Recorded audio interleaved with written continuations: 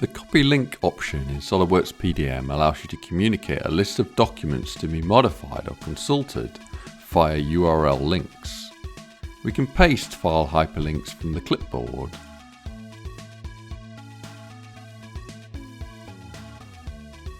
and we can next add additional elements such as an introductory text or a signature to the message.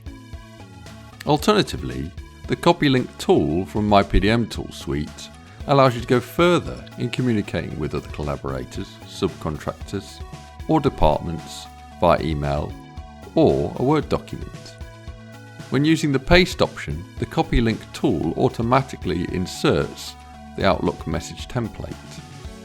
This is customizable and includes, for example, an introduction, a conclusion, and a table.